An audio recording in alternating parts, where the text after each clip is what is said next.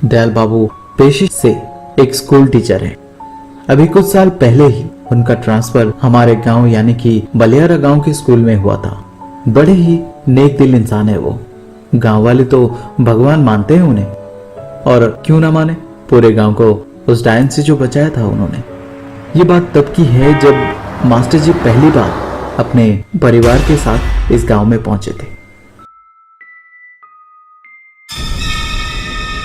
तब उन्हें वहां का माहौल थोड़ा सा अजीब लगा, क्योंकि तब शाम का वक्त था, पर पूरे गांव में सन्नाटा ऐसे पसरा हुआ था जैसे कोई था ही नहीं उस गांव में।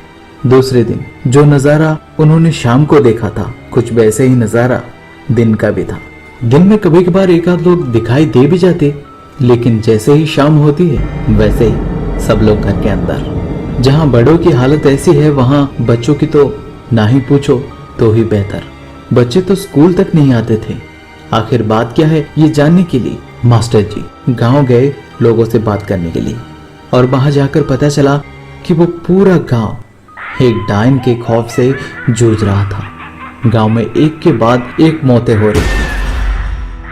अभी 2 दिन पहले ही उस डायन ने एक बच्चे को उसके घर के आंगन से ही उठा लिया था। बेचारे उस बच्चे के माँ बाप का तो बुरा हाल हो गया था रो रो कर। दूसरे दिन उसके कुछ कपड़े गांव वालों को मिले जो खून से सने हुए थे।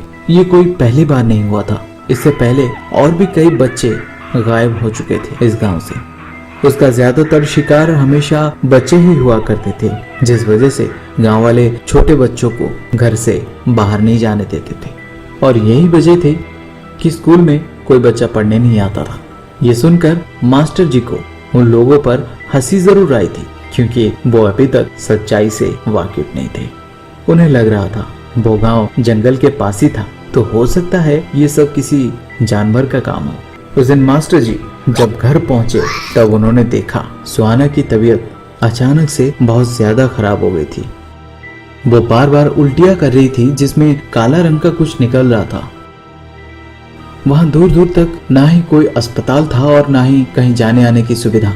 ऐसे में मास्टर जी फिर से गांव की ओर दौड़े किसी तरह की मदद की उम्मीद में। गांव में एक वैद्य जी मिले जिन्होंने उसका इलाज किया, पर जाते हुए उन्होंने कहा, अब उस डायन की नजर आपकी बेटी पर है। उसने उसे वो श्रापित फल दिए हैं खाने को, जिससे इसकी तबीयत बिगड़ गई। मेरी दवाई से इसका असर थोड़ा सा कम होता है, लेकिन पूरी तरह से खत्म नहीं होता, इसलिए थोड़ा सा सतर्क रहिएगा। ये कहकर वो वहां से चले गए। शाम होते होते सब लोग अपने अपने घरों में कैद हो गए। रात को सुहाना के पास बैठे बैठे मास्टर जी की आंख लग गई थी। उनकी पत्नी भी सो गई थी, और तभी अचानक से सुहाना जोर जोर से चीखने लगी, जिससे मास्टर जी की आंख खुल गई। सुहाना दर्द के मारे पेट पकड़े जोर जोर से चीख रही थी, और उसके मुंह से काला झाग जैसा कुछ निकल रहा था।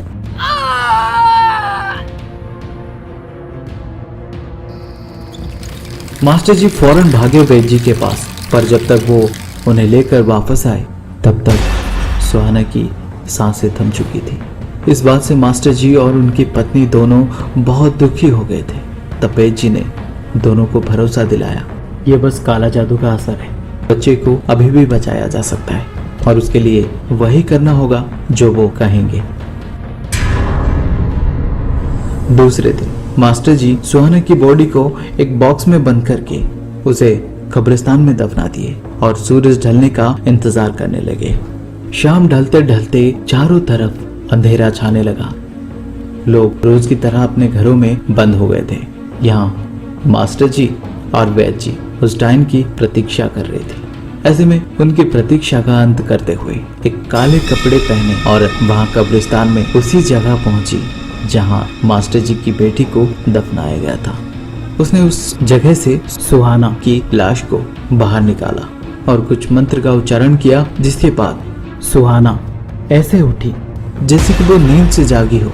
अब सुहानी बिल्कुल ठीक थी और जिंदा थी। वो डायन मंत्र से एक जगह पर आग जलाई, जिसके बाद उसने एक बड़ा सा छुरा निकाला, जिससे साफ पता चल रहा था कि वो सुहानी की बलि देने जा रही थी। लेकिन इससे पहले मास्टर जी और वैद्य जी दोनों चुपके से उस डायन के पास पहुंचे। बैजी ने कुछ मंत्र का उच्चारण करके जैसे ही उसकी चोटी पकड़ी, वैसे ही मास्टर जी ने छुरे से उसकी चोटी काट डाली। चोटी काटने के बाद बुडाइन चीखते हुए पीछे मुड़ी और कुछ ऐसा कहा जिसे सुनकर मास्टर जी शॉक्ड रह गए। उसने वैद्य जी की तरफ देखा और कहा, मैं तुम्हारी पत्नी हूँ और तुम मुझे मारोगे? वैद्य जी ने वो चाकू मास्टर जी से छीन लिए और उसे उस डाइन के सीने में घोंप दिया, जिसके बाद उसके चारों तरफ धुआं फैल गया और उसी में वो डाइन कहीं गायब हो गई। इसके आगे क्या हुआ ये जानने के लिए वीडियो के नीचे दिए गए लिंक पर क्लिक करिए और खबरी ऐप पर सुनिए इस कहानी का एक और शानदार एपिसोड। और वहाँ हमारे चैनल को फॉलो भी कर लीजिए, क्योंकि हम लाते रहेंगे ऐसे ही रहस्य और रोमांच से भरा ढेर सारे कहानियाँ। I think I'm falling for you.